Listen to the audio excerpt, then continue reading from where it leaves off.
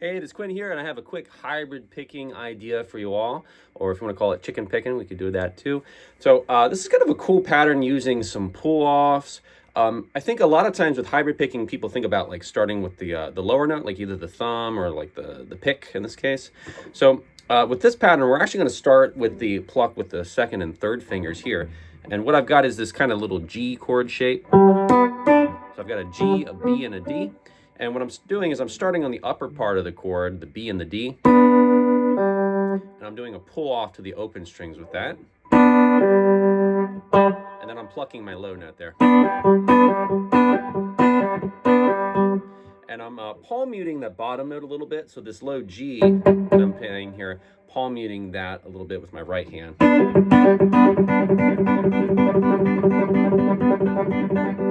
And it's pretty easy to get that fast. Like that's, it sounds like you're really ripping there, but it's pretty ergonomic with your hands. So you really actually don't have to work that hard to get that fast. And you can move that around. You could actually just take this G shape and move it around and get kind of like a cool sort of pentatonic mixed with major sound.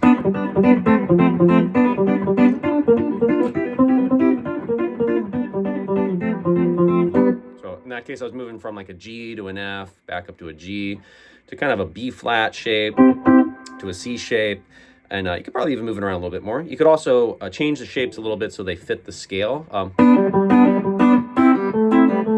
Maybe I could go for like a B minor right here if I want to add the major seventh. I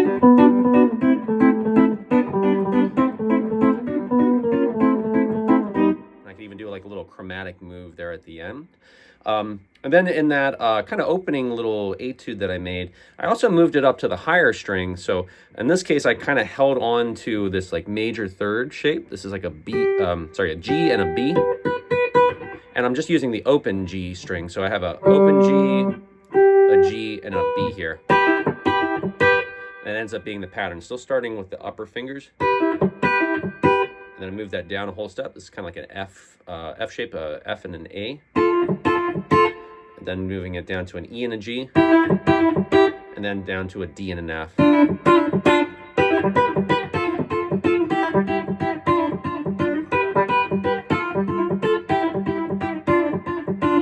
You might notice there that pattern I'm doing, rather than just doing it as triplets, I'm kind of doing it as two groups of three and then a group of two. So it's 1, 2, 3, 1, 2, 3, 1, 2.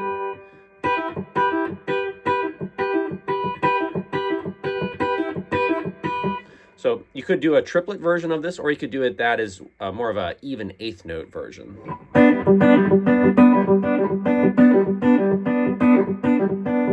So just kind of depends a little bit on the type of groove that you're going for. And same with the other one, you can move that around a little bit.